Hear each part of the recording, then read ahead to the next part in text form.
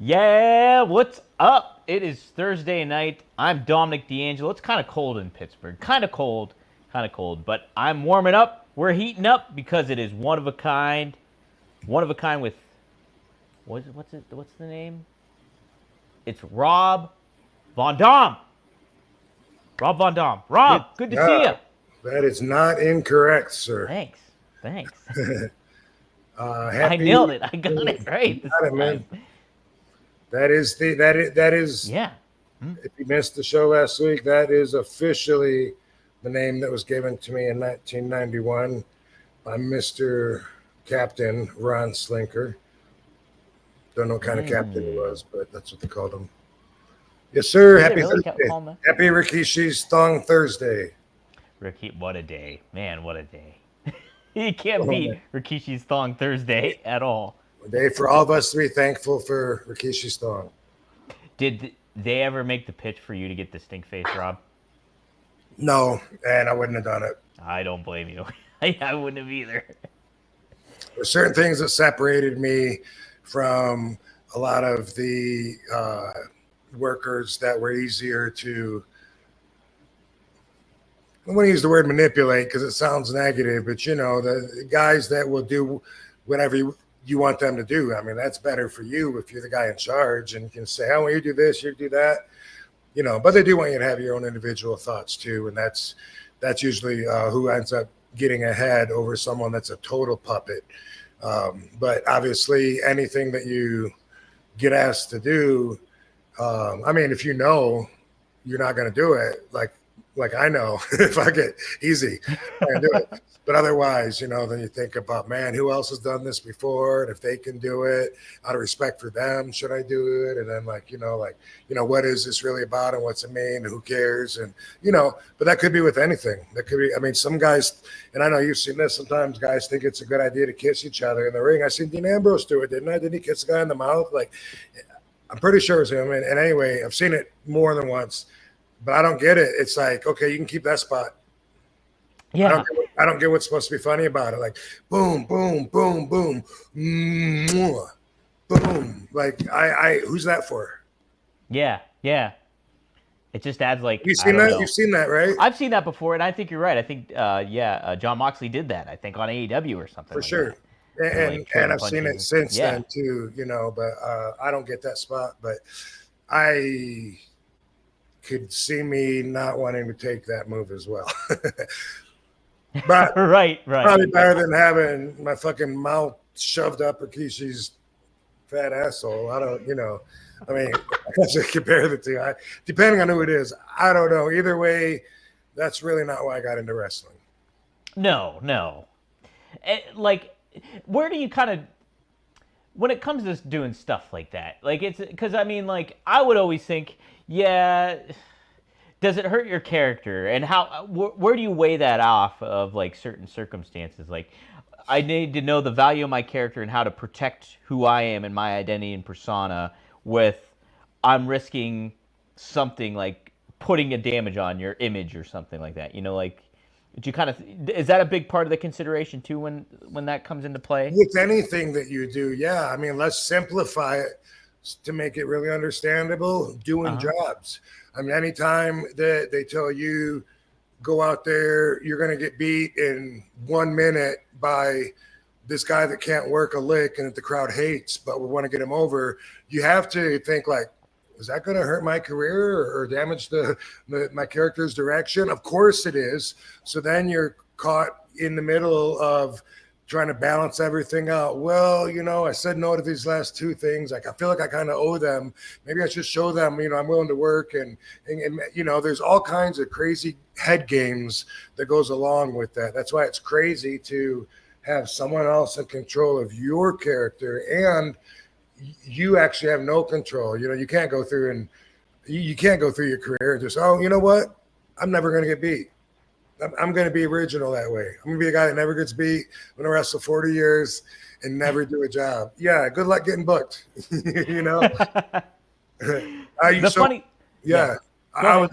Just to the point that I think I already made, everything that your character does affects how people see it, and that affects the path and your success. And that's why it's always, a cycle of happy, motivated, frustration, angry, happy, motivated, frustration, angry, because that's, at least for me, that was my experience, because that's what they would do to me, like I'm on a roll, sweet, man, they're loving me. And then job, like, am I on my way out? What are you doing? Right, oh, right. You're over. You're someone really big for him to beat. That really is a good win for him. How many times in a row you can beat me on TV and still feel that way? Right. And then I bet it's got to be aggravating too. Like they say they put somebody over on you, and then after the fact they don't follow up with something like that. Right? They get ready to fire the guy because they realize he didn't work. That happened. Right. I'm not saying Luther Reigns. I'm not saying snitch. I'm not saying, that some of the guys didn't go through that exact same thing, and that I was part of that and felt like that. But also, it's just a thing where it's your career, it's your job, and you want to be good at it, which means making the right decisions to move yourself forward. But you're really like, your hands are tied when you're part of a show like this. Just like if you're on The Sopranos, you show up to work one day, they say, hey, guess what? They're taking you out to the woods today. Like, what? No, they're going to whack my character. Like, you can't say, I'm not going to do that, Right. And what an ego it takes to think that every time someone does that it's a mistake, because you're worth so much. Every wrestler interview that I hear, and it's getting more, the more I grow spiritually, the more aware I am. And I say this every week, every single wrestling promo is the ego saying, I'm the best in the world. Everybody says that. Everybody in wrestling, everybody in MMA, everyone in boxing. It seems to be let the ego out, and people must love it because they've always done that. That's what, the interviews have always been. So fans must love for someone to brag about having such a big ego and knowing that they're the best, and then seeing them either try to back it up for whatever reason, but when it comes to people doing interviews and saying like, I mean, if they were going to do the right thing, they should have put me over with that guy. You know what I mean? Give me a little run or whatever, and then I had to go back, and do it. But it takes like such an ego to even say that, and it's just so blatant when I hear other people do that. Excuse me. Do you realize how narcissistic that perspective is, just to say that everyone else fucked up because this is what they did with you, and they could have done something to build you better, and they should have, if they knew what they were doing to make more money. Right. Well, so it's funny because I remember, I think when Kurt Angle first got into it, or Vince first made the pitch to him to go into WWE and stuff like that, Angle was like, yeah, well, nobody can beat me because I'm an Olympic gold medalist, right? And like Vince is like, no, that's not how it works necessarily. Right, yeah, he probably could have just about backed that up too, Right, like, yeah. But that's not the way decisions are made. Well, so did the Sheik ever kind of put it in your head where to kind of draw a line at certain points, like where it's just like, what was his kind of insight of like how to protect yourself, and then how to do? I've shared this so many times, but his advice was, nobody knows what the fuck they're talking about. Don't listen to anybody. And if you have a question, see me, call me. And then, when he wasn't around anymore, then, Sabu was always still around. And I would ask them things all the time about, man, they're telling me, I should loosen up, but then these guys, are telling me I should be more snug. And then, he's telling me even the handshake, like I got taught to shake a hand pretty hard and stiff like a man. And then all these guys in Ohio and Indiana are telling me like I'm breaking their hands, and that I should just two fingers, and Sheik's like, fuck that. You grab their hand like a man. I was like, done. I know what I'm doing for the rest of my career. Yeah. So that was the answer. And because Sheik was so different and original, so am I. And so is Sabu, because we followed the Sheik's principles in that manner. I think that's a huge reason why we stand out. Yeah. Oh man, the Sheik's the man. And like the thing is like I barely knew a lot about him before I started the show, like doing the show with you. And like I knew who he was and he was on my radar, but like to know that the kind of mentality and how he kind of handled the business and everything like that. I think he's such like a fascinating person in the history of wrestling, and it's just, Yep, for sure, speaks to for it. sure. Absolutely.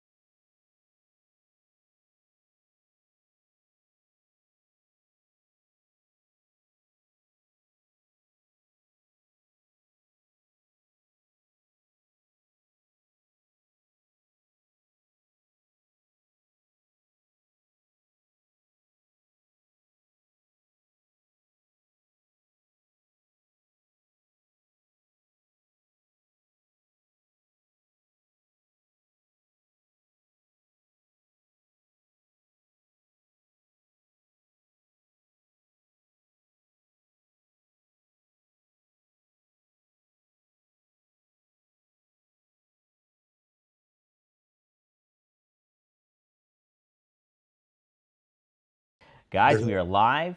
We have almost 1,300 people tuning in on RVD's Twitter, on RVD TV, and then on RVD's YouTube. So if you want to get a question in, you can feel free to just ask it. Maybe I'll see it, maybe. But if you do want to ask it, feel free to use the super chat. You got to go to rvdtv.com and use the super chat there, and we'll definitely answer your question that way. Rob, I went on Only Wrestlers today to check out the page a little bit, and saw that you guys are growing pretty good. There was 7 pages of wrestlers on there. Dude, yeah, and we are blowing up, and a lot of the other sites picked up and have done stories. I've got at least 4, maybe 5 screenshots that were either sent to me or I saw of wrestling websites putting it over, which is really good. And yeah, we've been blowing up. Like I thought we maybe had a record day yesterday, and then today, like every hour or two, my partner was like, look at it now, because our users are signing up. As a matter of fact, let me look at this image that's off of the back end of onlywrestlers.com.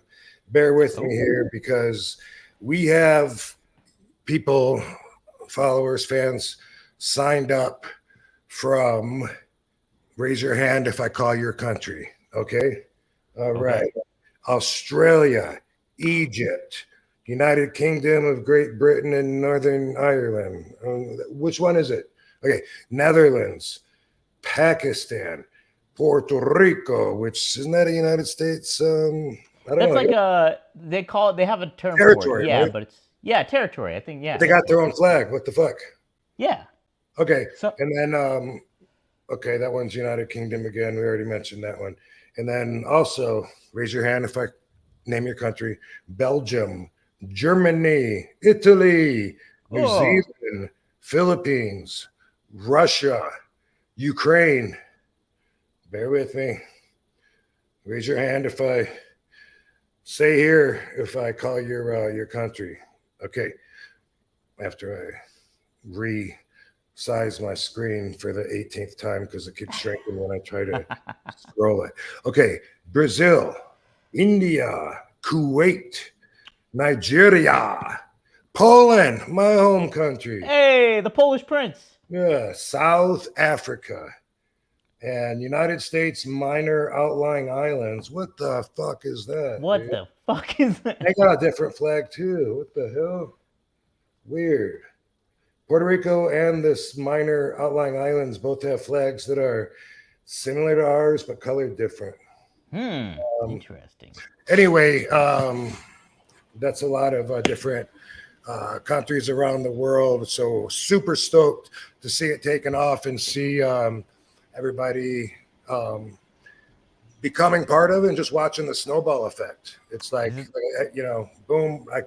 Dude, when we wake up in the morning, it's likely to be doubled the amount of people signing up now. And as I always, oh, and also wrestlers, you know, are already doing content, selling pay-per-views, and it's up to the wrestlers if they want to extend free time because they are not ready to do content yet or want to build up their followers first or whatever. So it's really cool.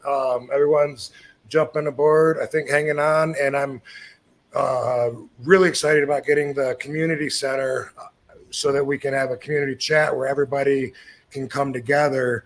And until we have that, I'm going to be like waiting patiently while still, you know, still keeping tabs on it and still doing my my daily content and whatever. But once we get the community chat and can bring everybody in that's in the association to a community to compare ideas, to meet each other, to everything, that's just going to be, I think, a game changer. Like, it's going to be one of the very important, what do you call it? Tiers or? You know, like it's a stepping stone. Like I want to say pivotal moment. I don't know. There's a word. There's a better. There's word. a term. I know what you're talking about. It's gonna kill me though. Milestones. Yeah, we could use milestone. I'm trying to think of somewhere with a P, but milestone. Anyway, it's going to be a big line to cross when we got that community chat room, and then we'll be able to handle communication and everything. So we're still got a lot of other stuff too that you know, this little, we got a list of stuff. So we're always every day like talking with the programmer still, and while it's growing, boom, it's blowing up with everyone jumping on, and so we're pretty stoked. Heck yeah. Yes, guys, check it out. Go to onlywrestlers.com. Lots of different talent are already on there. We have veterans, well over 80, I think, wrestlers. That's awesome. Yeah, I'm gonna have to start making content on there too. I'll do a little hotline kind of thing and stuff like that. You can check me out on there too. I'll get some stuff cooking. But what else did I want to say? Oh, about the community center thing. Is that going to be like a message board kind of vibe, or how are you going to set that up? Do you guys have kind of a game plan for what you have planned for the community center aspect of the site? I guess I don't know for sure what the format will be or what they're expecting compared to my expectations, but you know, there's the Only Wrestlers account.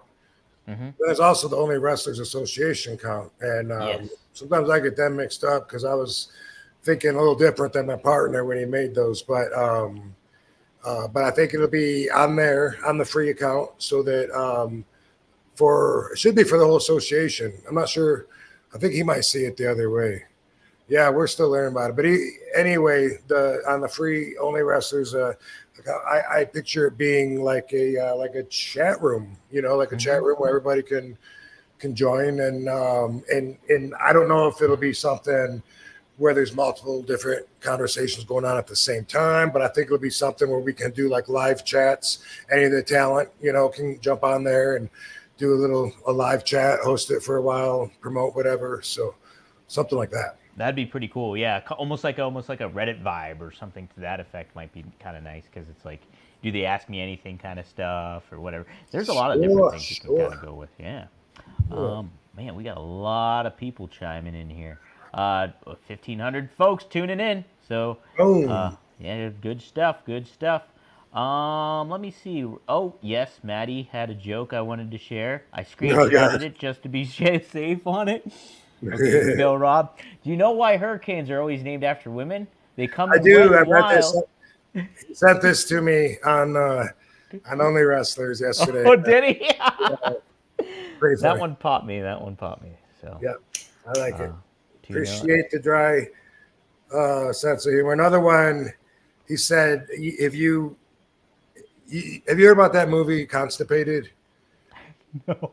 It hasn't come out yet. Oh my God, Maddie, that's some fantastic stuff. Yeah. I told Katie that. She said, stupid. And then we go that's the idea with this dry sense of humor. Yes. Stupider the funnier. It is. I like it. Man, we got some good stuff in here. We got Jim Dawn in here, Greg Jacobson, Maddie, Shasta Valley Outdoorsman. Holy smokes. raise your hand if whatever country you're from. Let us know. Here be the rabbit. Oh man, he called me the cute Polish twink again, is what I said.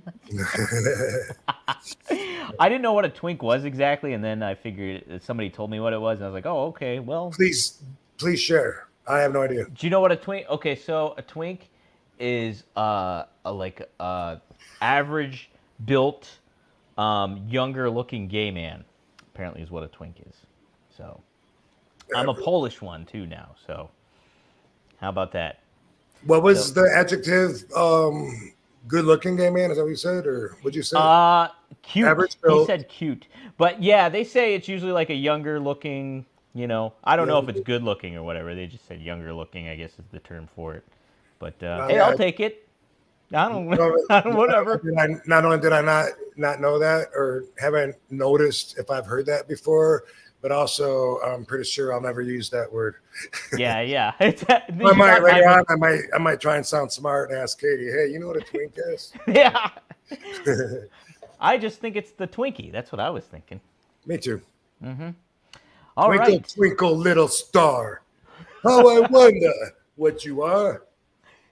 Dude, that's crazy. My buddy. Turning anodized clay as soon as yeah. Going through a couple syllables. I don't know what. My buddy Jeff. Twinkle, little star. Oh. Oh. Oh. Hickory dickory dock. Yeah. This chick was sucking my gut. That's great. What a moment he had. Right? Yeah. He was on top of shit. Top of the world, Madison Square Garden. Fuck yeah. Damn. I remember being a kid and seeing a movie of his at the video store, remembering how hot of an act he was and how I can't watch him because he uses all the curse words and stuff like that. And he was dirty. He was quite dirty, that Andrew Dice Clay. That Andrew Dice Clay. So we also had somebody. Oh, the early buzz in the chat was people been checking out the Chris Van Vliet interview with Karrion Kross, and people said how much they liked that interview. And then I think it was Maddie made the suggestion how cool it would be to see you go up against Karrion Kross and stuff like that. I like his look, his identity, everything like that. He's somebody that does a really great job at promoting himself too, via social media, because he makes those videos by himself. He does a lot of the filmography stuff, and did stuff with Kevin Sullivan. Just really neat. I think you guys it would be a really good complimentary match, I think, with you guys. I think you guys tell a great story. He's a really good dude from firsthand experience. And when I got to Impact, I'm not sure which time now. No, it would have been the second time, which was 2020 or something. But when I went to TNA, Impact, whatever they were called, Karrion Kross was there just for a second. He was there for the first few shows for a little while, and then I don't know if he left to go to WWE or what. I can't remember, but his girlfriend Scarlett. Yeah. Yep. And Katie are really good friends. So that was kind of my introduction to him, was that they love each other, love hanging out, and so they were both at our wedding, and definitely get 2 thumbs up from RVD. Very cool people. I appreciate them. Heck yeah. I think he's great. And the hustle too. When I see somebody get told by everyone, man, they're going to push you to the moon. Look at you. You're doing great. And then I see that taken from them. And then I see them, figuring out what their next move is. And then I see them get another shot or whatever. When I follow wrestlers' paths like that, I tend to, not always, but I can earn a bit of respect for their hustle, because I've been there. I've been through there. I've been through getting tested so many different ways. And so to see them get tested and keep on going and not let it destroy them, and also and part of that, to protect yourself from getting destroyed, is not to let your head blow up too big while they're feeding you all this shit, telling you that you're the next big thing. You know what I mean? You gotta at least leave a little room for skepticism, I think. But that's just me. I don't have a wide range of emotions, so I can't imagine going through ups and downs on a worse level than I do. When I see other people do it, I just think, fuck, man, I don't think I could do that. So anything they told me, I just take it like, okay, that's says you. You know what I mean? Right? Yeah, says you. Yeah, cautious optimism is a good way to handle all that stuff. And Yeah. I think he does a great job. Like I see how he interacts with people on social media. He stays in character, but he leans into stuff. He doesn't shy away from anything, and like plays it up to storyline stuff. And I think that's really admirable to do. And like to you, he's consistent and he stays on top of it, no matter if he has any missteps or if he's in a certain storyline level, like a lower card or anything like that. He just keeps consistent, and I think that's such a key thing to do, especially and to stay relevant. And yeah. And I saw part of that Van Vliet interview when or maybe he was interviewing Jesse Ventura and then he came on as a guest, which they must have done the same day, I'm guessing. But I saw that one where Jesse Ventura was on with Killer Karrion Kross, and he was imitating him and stuff. And, yeah. Oh my God, his imitation is spot on. I like his hair too. He was bald when I met him. He was that character. Yeah. Yeah. I just personally, I think his hair looks cool. Yeah, I do too. It blew my mind when like his hair grew out, and I was like, "Whoa, he's got a full head of hair! Holy smokes!" Right. You never imagine that when you meet people bald. It's so hard to imagine what they would look like if they had hair. Right? It picture from 10 years ago. You're like, what? That's you. I'll have to send you a picture of me when I had hair. It's like it was very different. It could be anything. I could see, like blonde and wavy, or I could see dark and curly, and yeah, you don't know. It's like, how would I know? It's probably not red because of your facial hair, but then you manscape that shit anyway. I manscape it, baby. Promo code RVD, 20% off any product. Do it. Triple E chimes in. Did y'all catch RVD's interview with Rene Dupree? That was pretty good. Yeah, I saw that on there too, Rob. Renee's on a long ass tour in Europe somewhere. I don't know if he's in England or what, but he was on tour when he interviewed me, and I was supposed to do the interview the week before and forgot or something, and then he was there then too. I don't know why, but he got rid of his host, or I shouldn't say he got rid of him. Let's just say he's not there anymore. They parted ways. And I don't know why, but James, right? And yeah, I think that was his name. I think so. Mm-hmm. Yeah, and so, but that tells me like Renee's really committed to fucking doing this thing and moving forward with it and stuff. Besides the fact that he comments on everything, so I can tell he's committed. Way harder than I am. Like anytime any news comes out and there's something to comment on, there's certain wrestlers that are like, boom, jump on it, and that's great. And I'm always told I should do that, but it's not. It's not exactly. Not exactly where my head is at, and even when it comes to doing content and shit, it's like maybe if I was born 20 years earlier, like Katie, then maybe that'd be a lot easier. But it's like, oh my God, it's like we ought to make a movie. What? What's going on? Yeah. They got sounds on these things though. Talkies. Katie's sorry, baby. No, listen to thunderstorms upstairs anyway. The fuck was I gonna say? We were talking about Renee. Yeah, so he's on a long fucking tour because I texted him because he said, hey, I'll find some time and check out the Only Wrestlers thing, and just like I tell everyone, I'm like, dude, check it out, see if it's for you. If not, then cool. At least I know to not bother with it, but. I guess it's okay to say here, it's not for everybody, but for the wrestlers, I also follow up with, hey, if you're interested in doing it, if you want, I can have my partner make your profile and then send you the login info, and then you can set the price and make any changes or whatever. And I always, that's what I tell everybody because it's true. He does that and makes it so easy for people. They don't have to figure out how to do everything from scratch. And anyway, I think he said, you know what? I don't want to be misquoted. Who took my phone?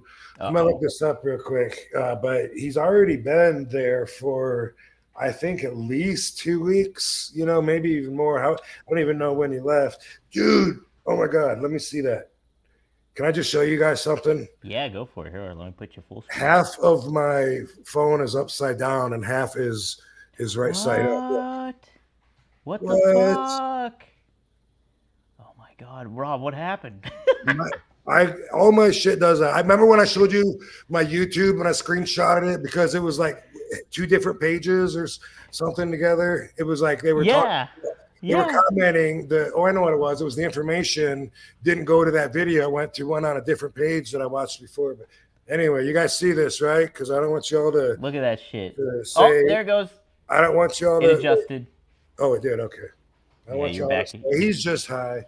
So, but anyway, it'll be easy to find Renee because he uses Messenger. And, okay, I just talked to him about Darkside. What? We didn't say nothing. But before that, there's so much going on, dude. Holy shit. Dude, where's the conversation? And then boom, boom, boom. You know what? Never mind. He's over there for a long time. Oh, I'm taking a break. Okay, he says he's not going to get to his computer stuff until he's done. He's got 6 weeks left. Wow. So that motherfucker took at least a 2-month tour over in England or Europe, which I think it's okay to call England Europe. It's on the continent, you know. Anyway, over there. But dude, I sometimes, man, I can't stand being away from home. It's just like my whole career makes me think that the ultimate goal is to spend as little time on the road and be back as soon as I can. That's why I used to take the very last possible flight, which did bite me in the ass when I would miss it. So I don't do that anymore because now I'm at a different pace than when I was really jamming full time, bam, bam, bam, bam, everywhere. And then, fuck, what was I lost my train of thought again. I'm having Renee being on the 6 week. He's there for 6 weeks, and then what I was gonna say was, and besides that, I have an excuse for being forgetful that I'm not gonna share with you. But trust me, man, there's a reason. Okay, there's a reason. But anyway, so I sometimes if I have a late flight coming home, and say it's 9 o'clock, 10 o'clock flight at night, and then it gets delayed, and then this happened last time I was in Canada, but it happens all the time. Now I can't get fucking home because I gotta go through Dallas. I'm gonna miss my connection, but they want me to leave and fly to Dallas and then just stay there in a hotel and then fly home in the morning. Dude, I will come out of pocket and buy another flight and go home, and that's what I did when I was in Toronto earlier this year. And Katie always makes fun of me for it because I've also done that a few other times. But this one, it was like I'm going to be home a whole maybe like 7-8 hours earlier than I would. For me, it feels like worth it. I can't imagine being on the road for 2 months. Like I used to be able to imagine, when I was really young and wanted out of my parents' house to go see the world on the road. But man, right now I would take some serious reprogramming in order to not completely freak out being on the road that long. Yeah. You were so accustomed to being on the road for that long, and now that you have the opportunities to not necessarily do that, it's like, yeah, if you like being home. I can't shake it and find normalcy. I'm like stuck way in the other extreme now. Yeah, it's tough. I bet. Well, when you get beaten down by all that stuff, like doing it for how many years, and then you get that reprieve of not having to do it, then like it's kind of hard to go back into that mode. It's the travel. It's the travel, really. Like man, it doesn't always go even how you plan it, but usually, even when you have it planned, it's still a pretty stressful day to go through. Absolutely. Yeah. Yeah, and then when things start going, fucked left and right and shit gets delayed or God forbid if you're ever in a situation where they bump you off the flight and you're like, wait, no, I have a paid ticket. But, you know, when you've flown for as many years as I have, you've seen everything and been a part of everything. And it's just, yeah, now I don't travel that much. I should be able to just appreciate everything for what it is, but I can't I can't meet it halfway even.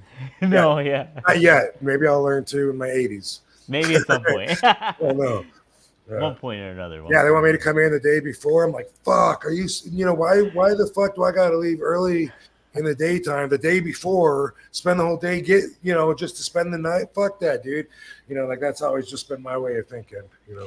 It's so weird because like when I make a trip, say if I'm going to Vegas or I'm going Chicago or something like that, and I'm like, oh, I should get there a day early just so I'm not like stressed out. I arrive there and I got to rush around and worry about. So I'm like thinking about it the other way, where it's like I need a day almost to like kind of acclimate myself. Dude, yeah. Man, I got two different things I want to say here. I don't know if I'll be able to remember this, but but one of them is there was a short period in my life when I felt like that, and it was like, you know, after the wife left, dog died, dad died actually during this time when I was in Chicago doing exactly what you're talking about. But I felt like I wasn't expected anywhere, just this one appearance, you know, on Friday or whatever. So I would hang out for several days during that time. And I was, you know, usually at the bar drinking, but also, you know, let's see what comes my way, you know. Hey, girls, you know, interested? I don't care if you are or not. Whatever, cool. Hey, you know what I mean? It was like nothing fucking mattered. And I did that, you know, in Miami and in Chicago. There was several trips where I was just like, I'm just going to stay a few days for the fuck of it because I didn't want to be in my own home. But there was a short little time in 2016. And besides that, it's been the opposite, which is the other thing that I wanted to say. Which is that was the WWE way. When I think about it right now,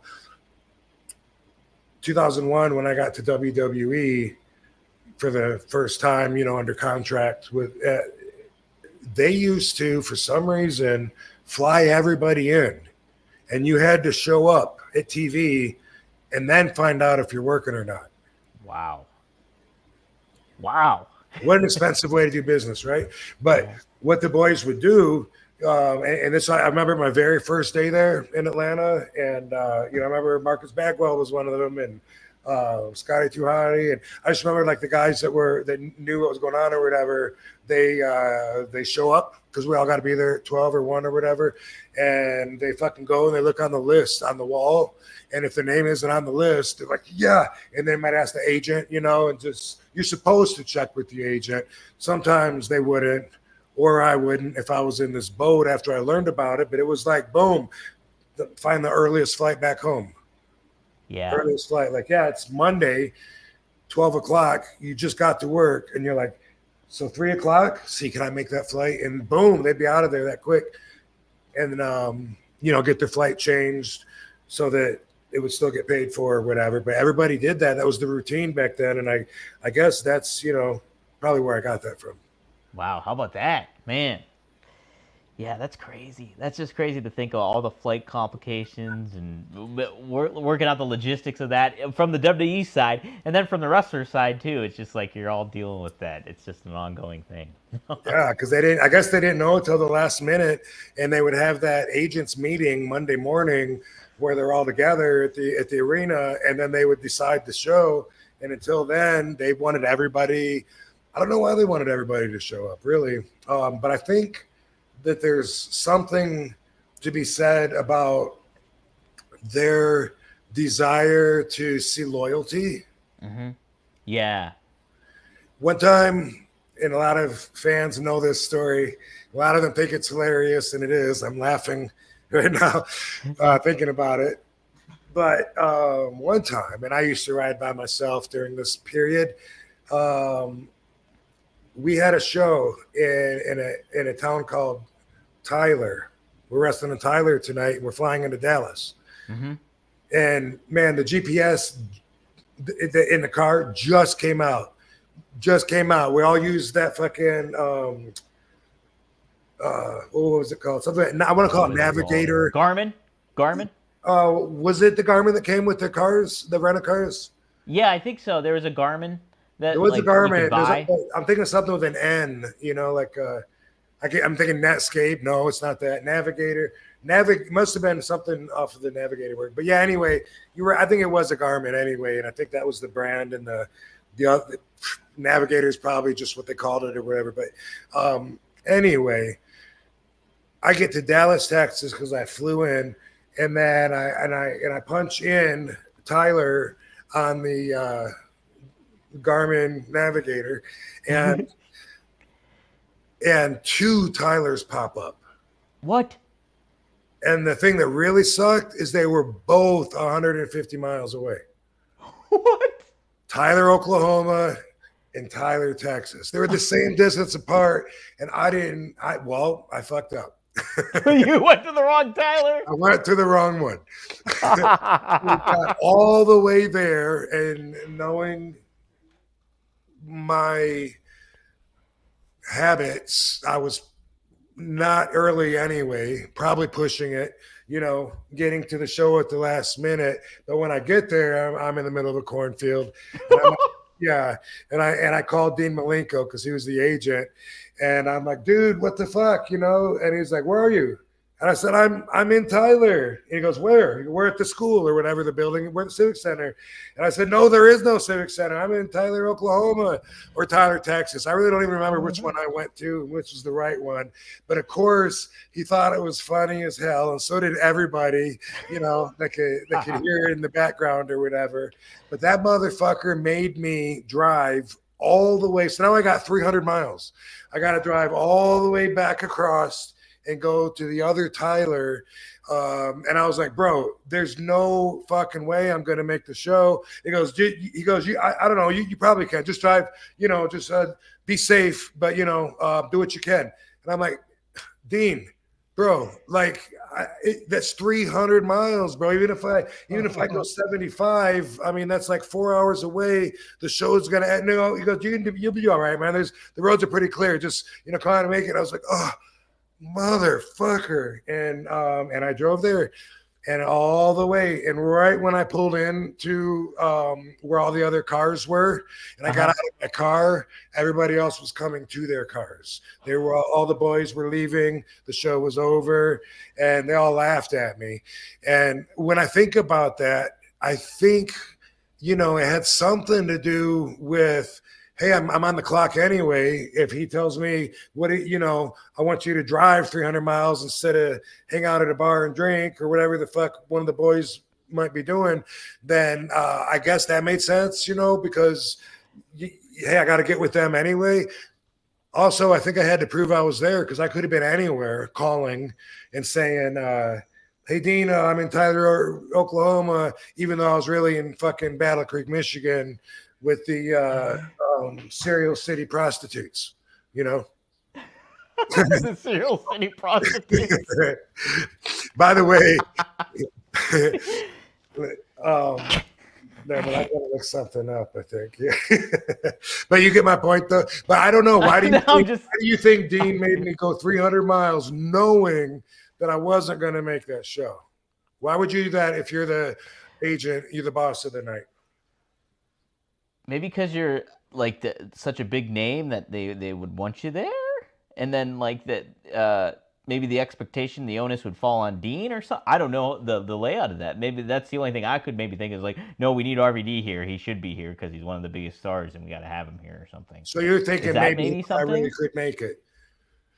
I'm pretty sure he knew I wouldn't. Say that again. Changes that. No, so you're not. Yeah, you're right. So in order for that to be right, it would have to be that he actually thought I would possibly make the show. But I must have been going 100 miles an hour.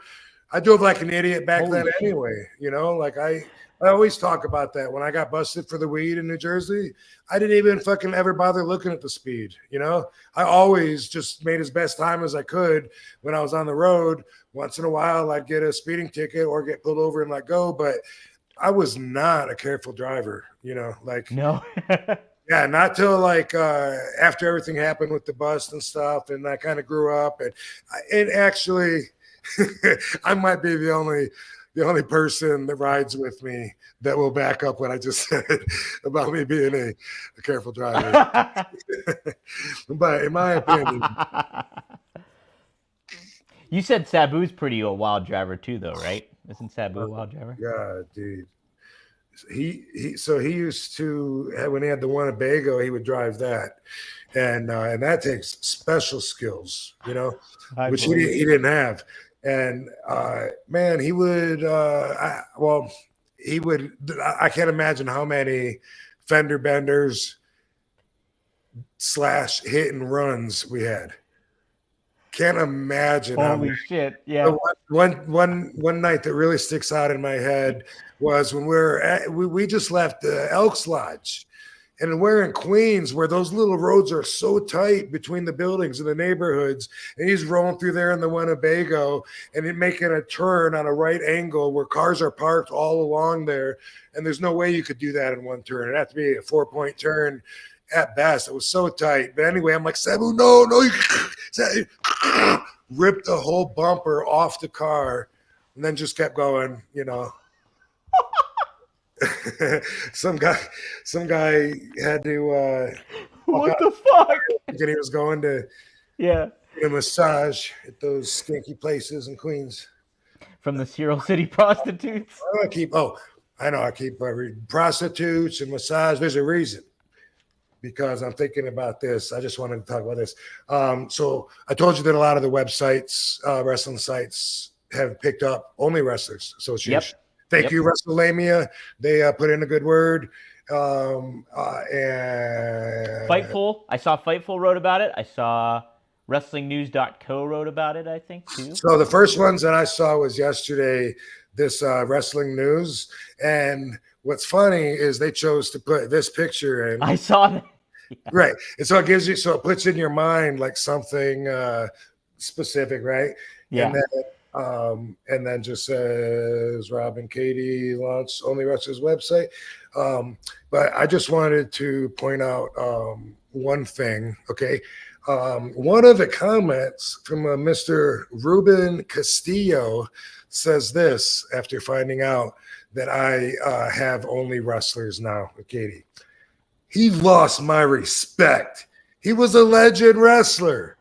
And so I just want to say to Ruben Castillo, if I lost your respect because of something that I do, I swear, I smoke weed, I'm too honest, whatever, that's cool. We don't belong together.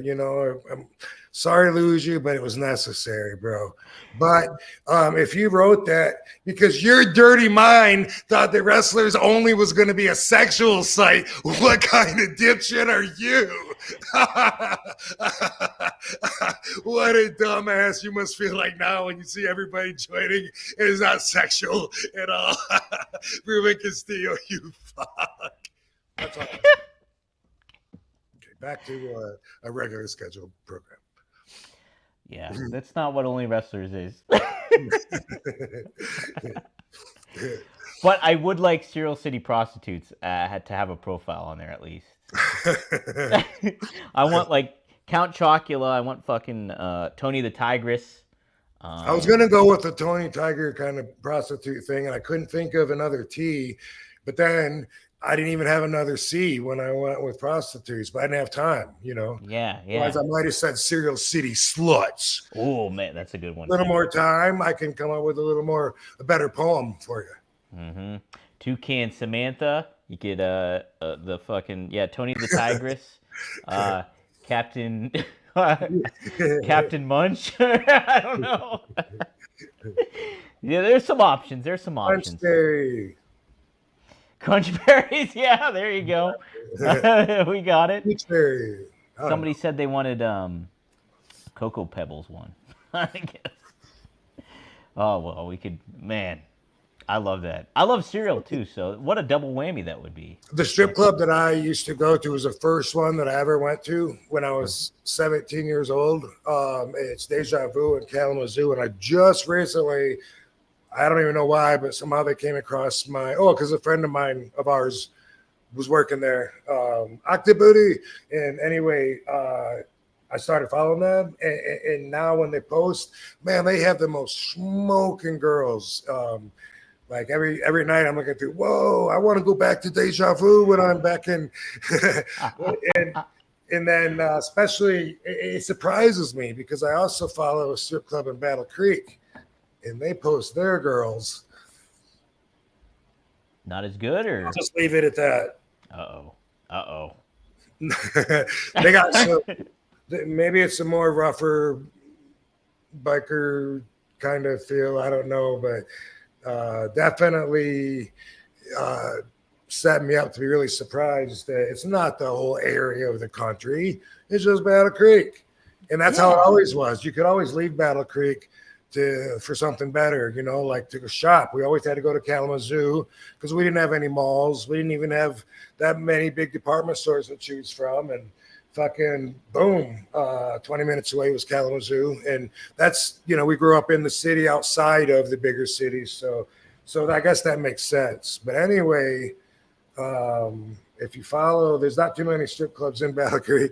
I don't know how many, maybe one or two. But anyway, you know, appreciate them. They were there at the Kellogg Center when I was in Battle Creek, and you know, I'm just saying, you girls, man. Yeah. That's all. Let's get Ruben Castillo. Why don't you go look up the Battle Dude, Creek? I lost Ruben's respect, bro.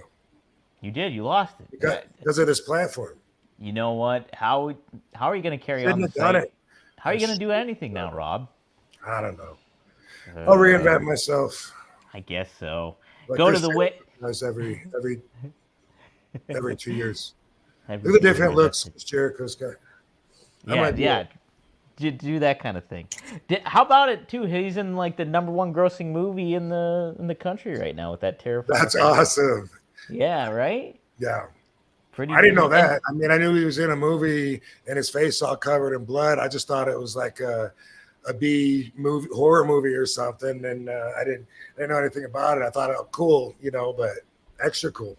Yeah, isn't it? And like the budget for that film, I think was like $2 million, and it's grossed like at this moment, maybe I'm guessing, I think it's like $28 million, Wow, and it's #1 at the box office. That's so fucking awesome. That's so awesome. Isn't that cool shit? Something else he can win at. That's it. He really needs another W. Jeez, Chris, come on. Well, Mr. Fozzy, Mr. VH1, Mr. Fozzy stuff. Mr. AEW. Yep, he's always doing on VH1. You know when they do the they do like the commentary. Yeah, the commentary stuff. Yeah. That's what it is. Man, that was Darkside of the Ring. Mm-hmm. Narrator narrates that. That's right. Jericho is culture. He is. He's pop culture, man. He's pop culture for sure. Oh, here's an interesting thing. I wanted to get your perspective. Mercedes Moné, she does a blog, like kind of like a newsletter blog kind of thing, and she does it once a week. Apparently, one of the big takeaways that the Dirt Sheets wrote about was she made the comparison about what's a superstar versus a wrestler. And so this is what she said, Rob, and I'll get your perspective. Okay. Being a superstar is a combination of having the looks, the presentation, and a connection with the fans and the audience. A superstar is somebody that people go, wow, they're just so captivating. And she uses Goldberg. She says Goldberg is one great example of many. And then she says, now a wrestler, on the other hand, is someone who just puts on the grind and executes moves. They have all the fundamentals down and can do the flips and the dips. Wrestlers have great matches too, but to be a superstar is really on a whole different level. So when you kind of think about that, is there anything else that you would add to the superstar quality of the aspect of things that come to mind? Or do you think she's pretty spot on with that? Or do you disagree with her? I think it's subjective. Mm-hmm. I think that maybe that's what those words mean to her, because all they are is two words, right? When I was in WWE from 2001 to 2007, everybody knows that, man, I don't know why I'm screaming. I'm going to try and not talk as loud. I'm going to make an effort, even though I went 2 hours into tonight's show before I calmed myself down a little bit. When I was in WWE, Vince had long ago decided that we were sports entertainment, right? Mm-hmm. We weren't allowed to call ourselves wrestlers. Guess what we called ourselves? Wrestlers. Superstars. Want to take another guess? Superstars. Yes, everybody in 2001, 2002, through at least most of, if that ever changed, then I don't even know when the fuck it was. But when I was there, we were all to call ourselves superstars. If we did a promo and said, hey, that's right, one of your favorite wrestlers is coming to your town, they go, cut, one of your favorite superstars. Oh, okay. And that was the rule.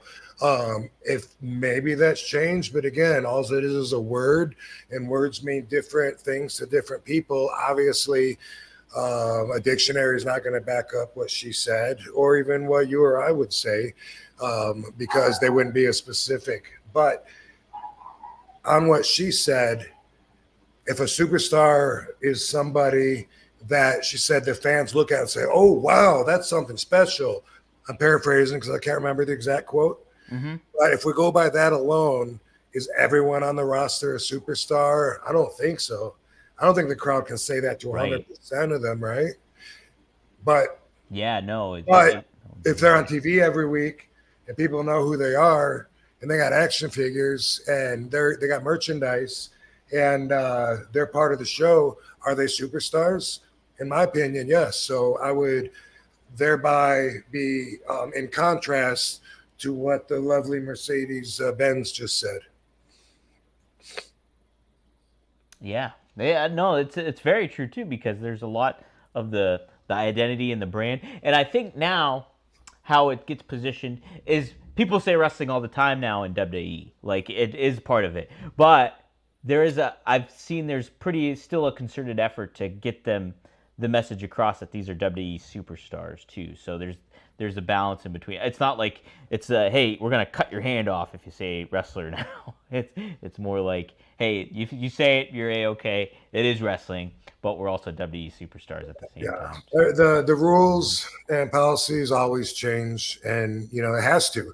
They're always evolving and adapting as the times change. And oh my God, how many times have I said in the last week that the world changes so fucking much and so fast? Like we were talking about the future, and I was saying even like what I do, if I'm working 10 years from now, whatever I do I could be involved in something that's not even here right now, something we couldn't even dream of, and that's right. And that's how it is. I go back to 2001 when we picked up our first cell phones. They weren't very smart back then and had the fucking cord and it was. Yep.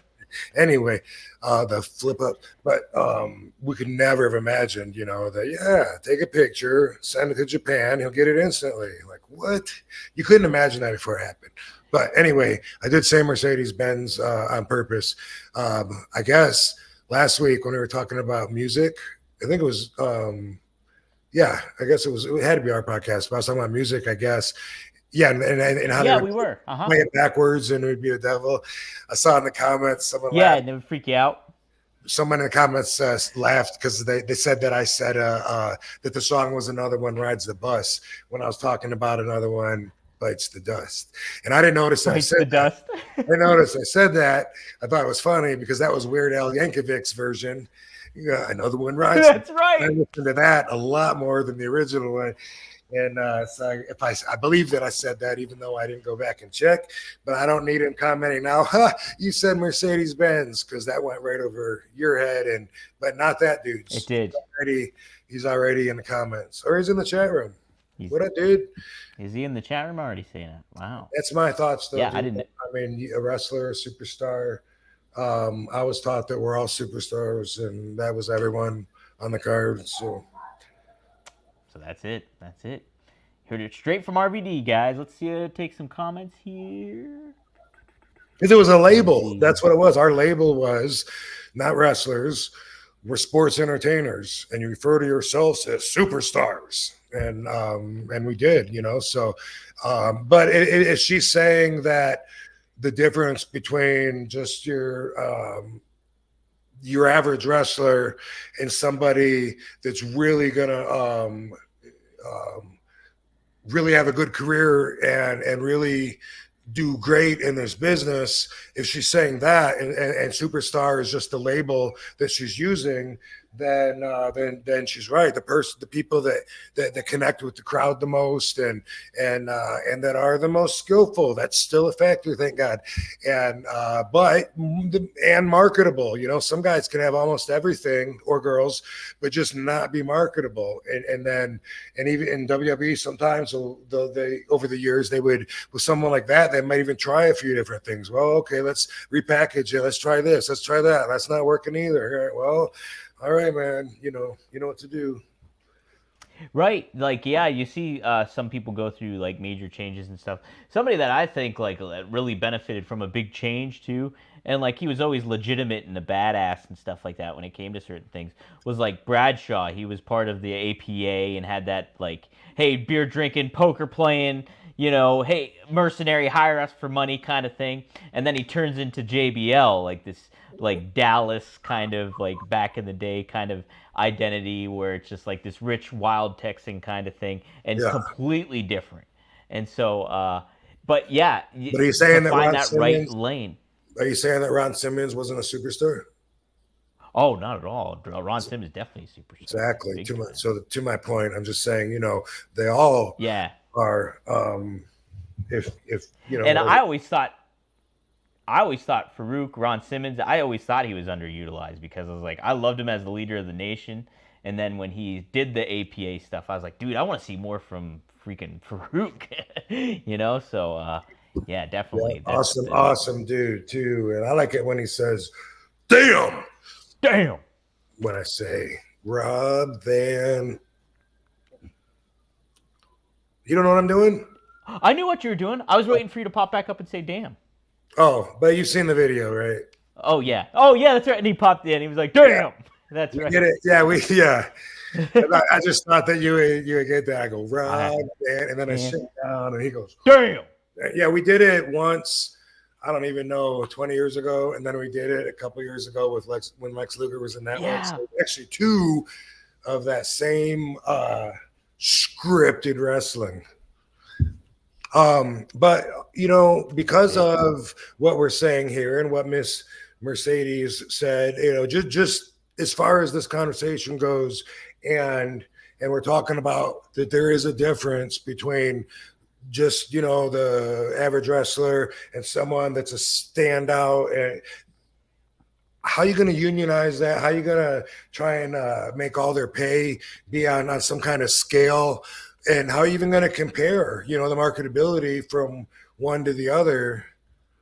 And even when it comes to that, even if you would say, well, put out the same amount of merchandise and then you'll know who sells more. They don't even do that or give that chance, because what's better, to test this or to go with bring all this merch that's going to take all the room that we already know is going to sell. It's got a proven record besides our agenda too. But so, boom, we need all these DX shirts. So, we don't have room to, to be like seeing if your shirts are going to sell or not, Yeah, there's a lot. It's something else that's out of your control. That's like what I was talking about earlier. That's why one of the many reasons that it's a very, it's a very different, probably unique job and profession to have, and it's like people like to try to imagine that what it would be like, or that they can think like what it would be like, but you got so many games in your head, and you got to make choices on the right things to do with all of that. And a lot of us like to ask people that we trust, that whether they're been in the business longer than us or they're friends or whatever, so that's something that we rely on, and thereby I do see the brotherhood for sure. Absolutely.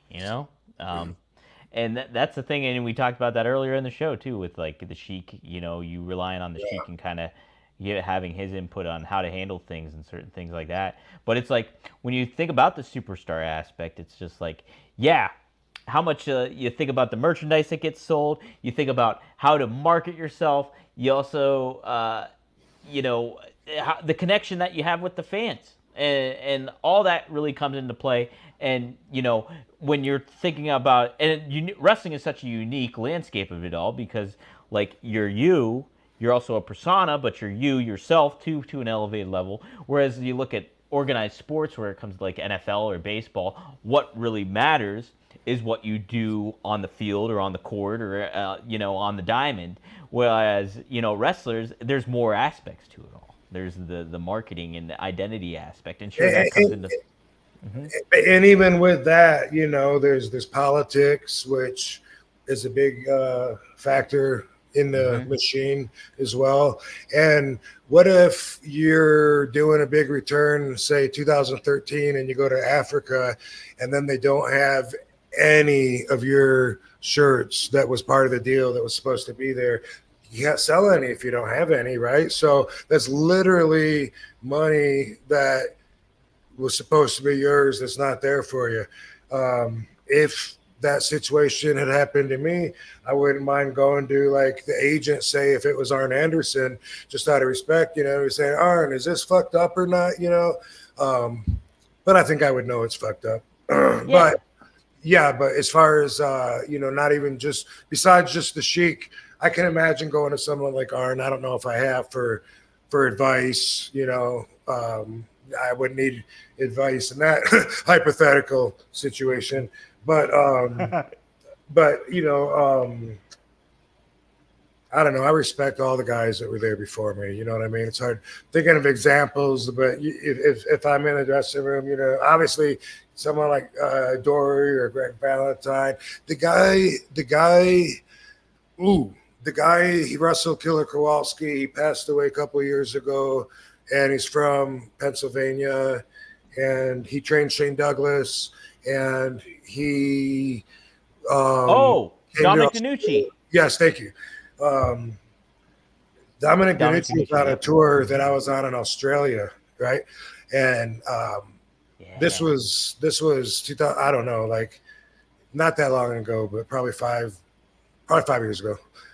Katie was on it with me, Sabu, Jeannie, Tajiri, maybe Dominic DeNucci and Shane Douglas. But anyway, I had a match out there with the guy that was somebody that they were proud of. He was a local there, and he did hardcore stuff or whatever, you know. And so anyway, during the match, I did my comeback that I do a lot of times when I'm showing off, you know, like after I turn it around and had him bumping, I ended up, boom, doing the skateboard kick, putting a chair on, I'm doing the Roll of Thunder, boom. Before that, I might have hit him with something, you know, put it on and go for the splash. Anyway, afterwards, Dominic DeNucci was like, you know, I watched your match. I don't know if that's what he sounded like, but is he from New Zealand? No, I think he's from Italy. I think he's from okay. So yeah, that was him then.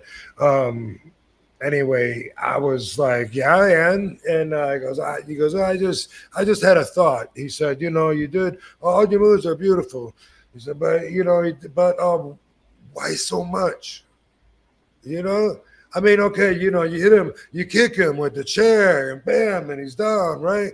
You know, the why another and another and another, and I was like. And I thought about it, and I go, you're right. I totally see your point. You're right. You know, I'm showing off out there. Yeah, but why so much? And I was so touched that he would give me advice, you know, because this wasn't, you know, like I said, not that long ago. So it doesn't happen too often. Actually, it doesn't happen too often that I see wrestlers that are older than me or superstars. Anymore. Anyway, he would not believe me. He was like, you don't care what I have to say. And no, I really appreciate that. It's like, forget about it. And I was legitimately crushed because I wanted him to know that I respected him that much, and I don't think that he felt it. You know, hopefully I'm wrong. Hopefully he did. But I don't think that he did, because it's like, you don't care what I have. This, what do I know? And I was just totally feeling the opposite. Like, no, thank you. And I had, I don't remember what all I did out there, but it was too much. It was monkey flip him on the chair, boom. He gets up, I dropped hold him back on the chair, boom. He's in the corner, crush him, boom. And it was all just, putting in time and doing the thumbs. And, my character does that a bit, but when you think about the storytelling of it and whatever else the conversation consisted of, though, I saw his point of view and I really appreciated it. So that's another example of just the respect that we have. And I don't even know why we were talking about that, but we're talking about the ones above us. That's it. Well, Rob, I think Dominic DeNucci's he's such a Pittsburgh staple, or was such a Pittsburgh staple, because like he trained Shane Douglas, he trained Mick Foley, he trained the late Mark Curtis, but he was always around. Like I would see him at independent shows here, and like he would be just watching. I remember watching him at like the Spirit Lounge, which is in Lawrenceville, down in my neck of the woods. And I remember seeing him watch a match. It's just two independent wrestlers, and he's like peeking through the curtain, like watching. And it's just like he really loved the business. And then I think it's just so cool because like he probably didn't get that kind of reaffirmation for a very long time from a veteran and a legend like you, where it's just like he didn't get that, like, I appreciate the advice, He's probably, and I'm sure he really appreciated it. He didn't probably think of it in that regard, and maybe he was dismissive at first because he wasn't used to hearing that in a long time. So hopefully it sunk. Really hopefully cool. It's admirable of you to do. I hope it sunk in eventually, because I would just like him to know that I respected him that much. Absolutely. Yeah, he was a big star, though, in Australia, if I remember. I know he... But was he a superstar? Oh, absolutely. Was he? Mm-hmm. Absolutely he was. Absolutely he was. Yeah. So I know he won the tag team titles, I think, for WWF way back in the day. But I think he was a big tag wrestler in Australia. But I know he was a big star in Australia. I know he wrestled the Sheik. I asked him about it, and I don't remember a lot of the details, but, we talked about it. And Killer Kowalski, Burt Ruby, guy that trained Kowalski and the Sheik. How about that? Wow. Man. I'm going to have to try to Google some Dominic DeNucci matches. I know he wrestled for a long time. Like, he wrestled, I think, up in his 80s. I think he suited up the one time, too, even. So, R.I.P. He lived, I think, to be about 90-something. So, but yeah, great stuff. Let me see if there's anything else I wanted to touch upon before we end it today, but somebody did chime in. They said, "Here be the rabbits. Arn Anderson might be my most favorite wrestler ever. Either him or William Regal. When I'm wasted, those are my go-to matches." So, watching the Arn matches for you. So, how about that? Wow, I just that let me go with this one. Okay. Because a bunch hit my mind, and I like sharing stories. And that comment made me think of a time in 1903. No, this was 92. It was either 92 or the beginning of 93 during my little WCW 5-month run from December to May. And we were in Indianapolis. Ooh, by the way, I will be in Indianapolis at WrestleCon. That just happened. Let me update you on that. I got to update my site and stuff.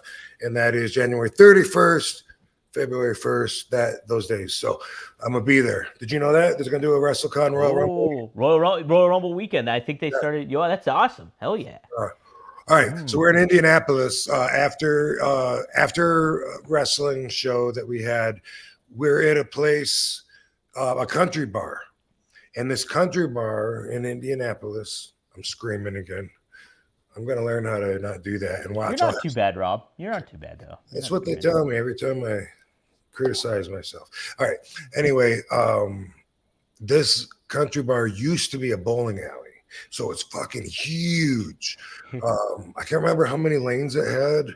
if anybody was in Indianapolis at this time and lived there or whatever, they know exactly what I'm talking about. Huge bowling alley building.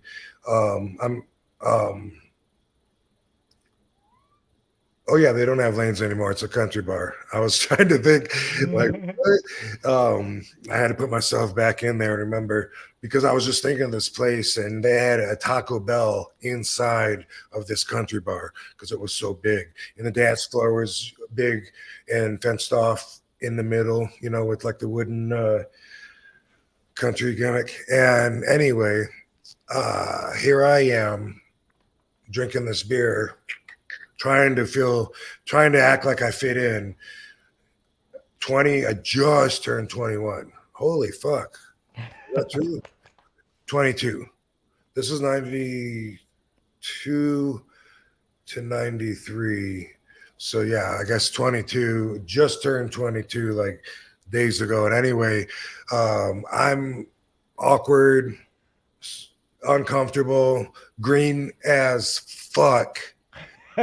And I don't belong with the group that I'm standing with, right? And I'm trying to drink a beer and trying to look cool. And in front of me is Chris Benoit, Arn Anderson, and William Regal. And they're standing there looking cool, drinking a beer. And I'm trying to like fit in with them. And Chris Benoit says, "What the fuck are you doing here?" And I was like, "Oh, what?" He goes, why the fuck don't you take that girl? Why didn't you take that girl and get the fuck out of here? And I was like, "Oh, I'm not in a hurry. I'm just drinking my beer." "Are you fucking crazy?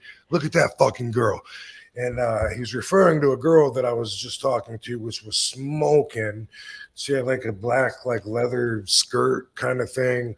She obviously must have been a stripper. But anyway, she came on to me really hard when we walked in there, and everyone saw that. And after talking to her, I don't know why we separated. Maybe she went to get her friend or go to the bathroom. I don't know. But this is time for me to, you know, try to drown my awkwardness.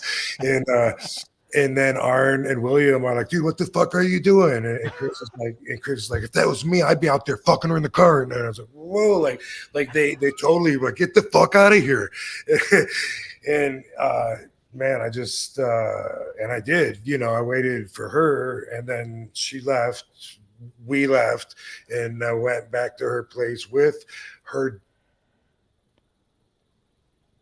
No, it wasn't her. There was I don't know, her uncle or something was driving.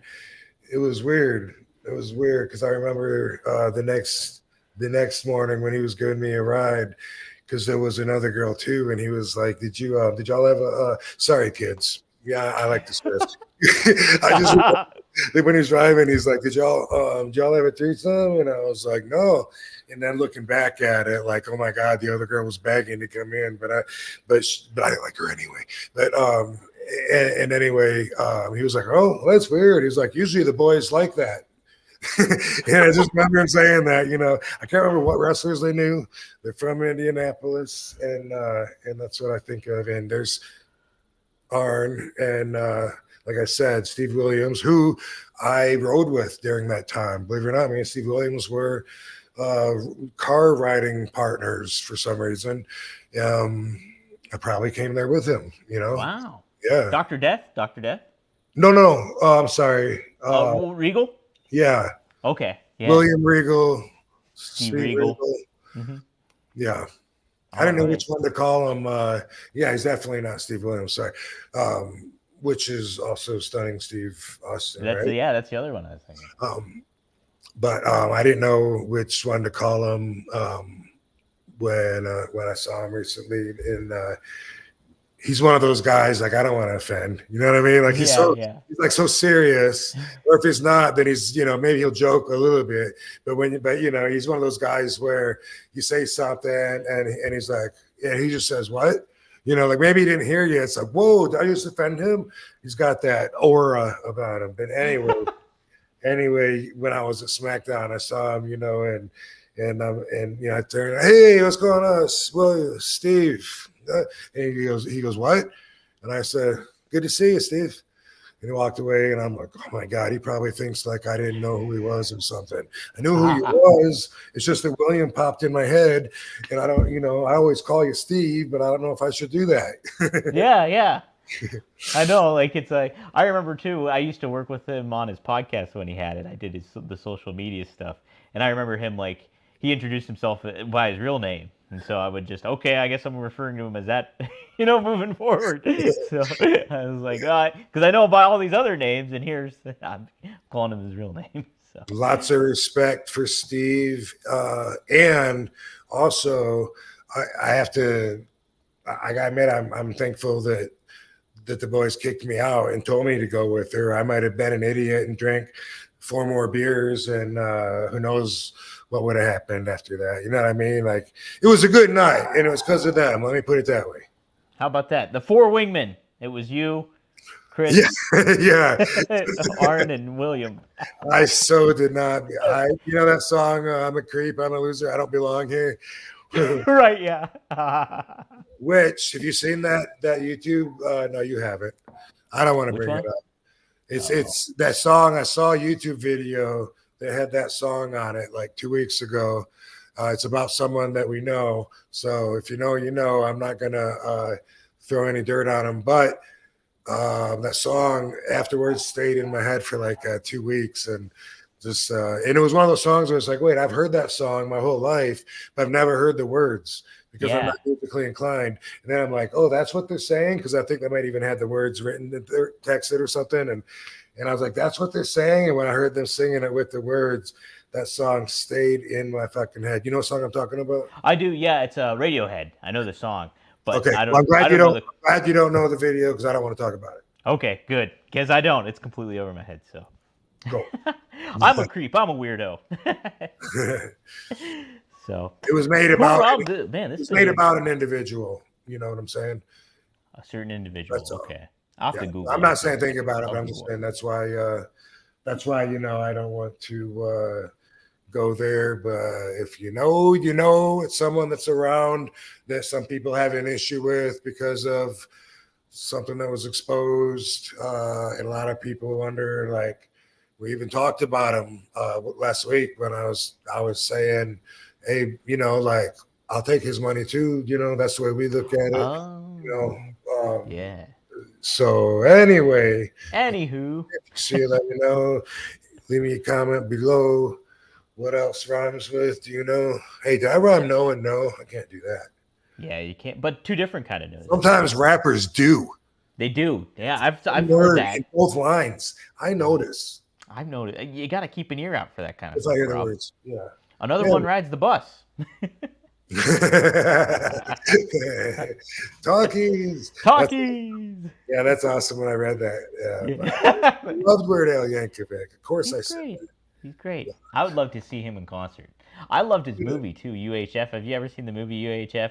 Yeah, of course. Oh, yeah, that's good stuff. I'm doing a podcast tomorrow. Is that going to be? It's probably not going to be live, but the one that Paul Roma does. Do you know if you watch that with Emir? The guy's name is Emir. Oh, he does like St. Jude's Hospital kind of stuff. And anyway, Rico Constantino is going to be on it, and myself as well in the morning. And how about that? Yeah. And did you see Rico came back? He was in AEW? Yeah, well, we talked about that a little bit, and we'll talk about it more. I just saw the promos there. Did he oh no, he got in the ring, right? He did. Him and Billy Gunn tussled it up. I'll watch it since you reminded me, before I do the thing in the morning. I love Rico, man. Did you know? You probably know this. He was on American Gladiators. Yeah. Lots of respect for Rico. That's fucking sweet, man. I popped big time when I saw that. Yeah, and he wasn't just on it; he crushed it. He was great at it. Man, it blew my mind because I was like watching WWE, and then I remember being on USA Network watching it. I was like, "Wait, is that Rico? The fucking Rico Constantino?" Sure, well, it was. Yeah, he lives here, not too far from me, and so I see him sometimes. Always had a lot of respect for Rico. He looks great too. He looks great. He was a cop, wasn't he? A cop before? Yep. Yeah. Sure was. How about that? He used to. I shouldn't use the word entertain, but he used to have us boys really compelled when he was sharing some of his stories. One of the guys was a Spike. It seems like it was Spike. Sorry, Spike, if it wasn't you, and I'm throwing you under the bus. But someone, were him and Rico close? Anyway, someone, maybe Spike, said, did you ever have to kill anybody on duty? And like he went, like he got, white, and everybody was just like, like after that, he didn't even answer, but you could just tell like he was really affected by the question, and he eventually, everyone was always like, hey, tell that story. And he didn't like that because he didn't feel good about that story, but it was just so enthralling for us dipshits that we would pull that out of him sometimes. Right. He can write a book. He can write a book with his adventures. I hope he does. I bet, dude. I bet. I hope he does too. It's like, yeah, man. I've always loved Rico. I thought he was great. So yeah. Cool, Rob. Well, this has been I got stand up in 2 nights at the wherever that poster is. That's here in Vegas on the 19th. It's a Halloween theme. I don't know if I'm going to dress up or not. I normally don't ever, but last year I let Katie put a football jersey on me. That's just, so I didn't really even feel like I was like I had a costume on. I just felt like whatever. But I don't know. It's like for me at this point, it's like the opposite of being a nonconformist for me, because then it's like I'm going to try to do whatever I can to fit in with everybody, which is kind of in contrast to what my normal perspective, resentment-based perspective is that normally, I don't want to try to be like everybody else and fit in. And so anyway, yeah, I feel like by participating that I am lowering myself to in certain ways to meet average people where I don't belong. And then after that, I follow up with thinking, aren't you a narcissistic motherfucker? What, you're a genius, right? You're so smart. And then I don't like myself. And then I go through and then light up another TV.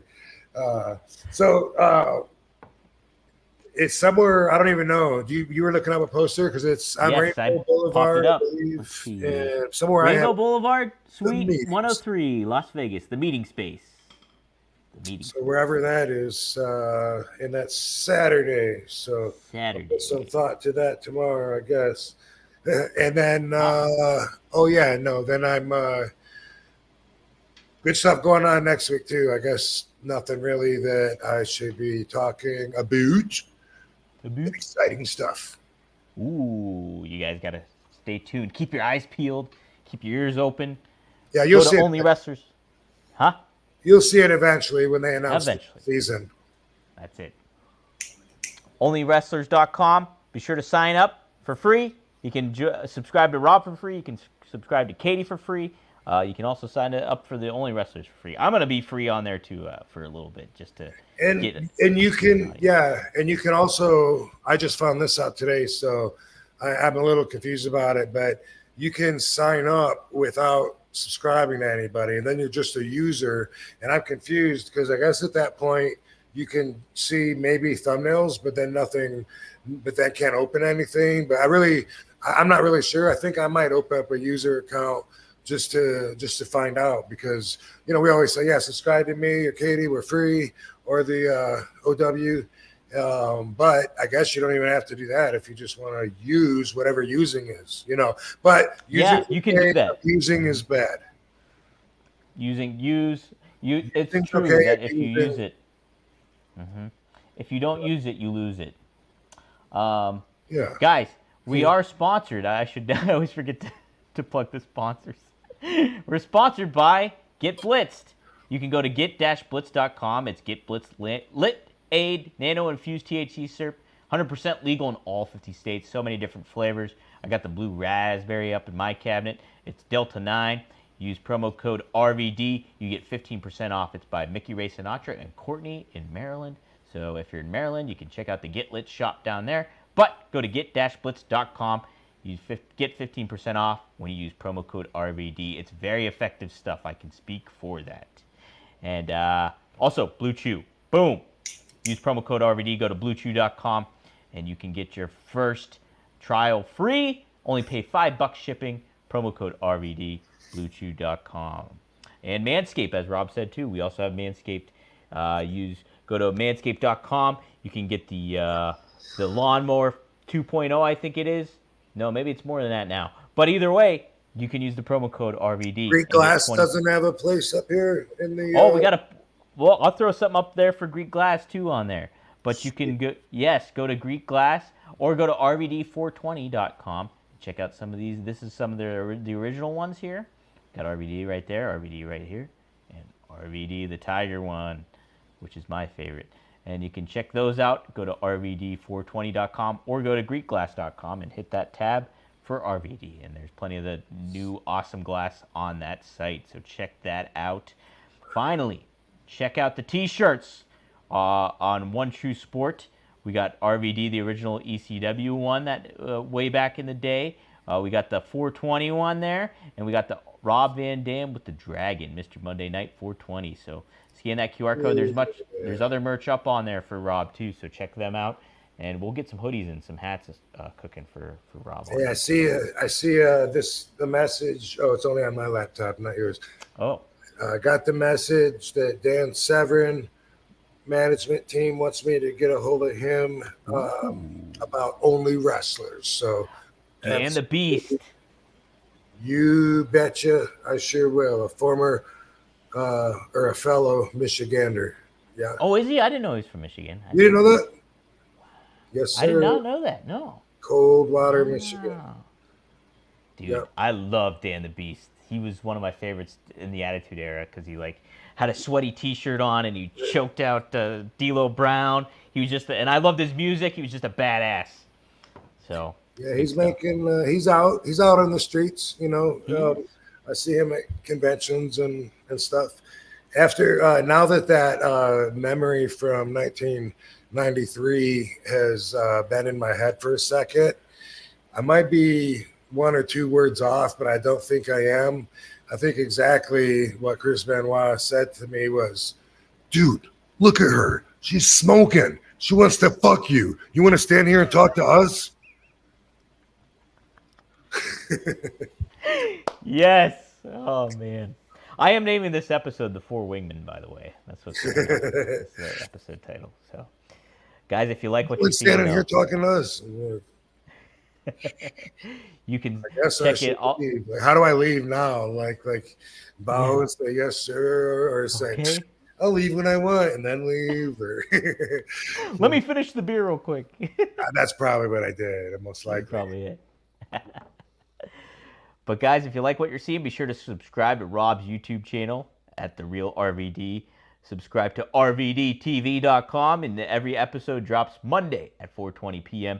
a.m. I'm sorry, I switched it to a.m. now, so you can tune in the mornings on every Monday. I get it in the morning. I get it in the morning.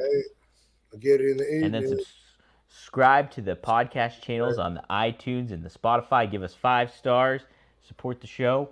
And onlywrestlers.com, like I said before, so sign up there. And don't worry, you won't be seeing RVD doing anything sexy. Nothing sexy there. Nothing just sexy. My dimples. That's it. And the vascularity. You got the vascularity going too, Rob. Thanks, dude. You're welcome. All right. Appreciate All right, guys. it. And damn fam, have a great week. Appreciate you, Donatello. Hey, why, thank you. Mamma mia. Thank you, Robbie. All right. See you guys next time here on One of a Kind with RVD. Dominic DiNucci. Yeah, baby. Oh.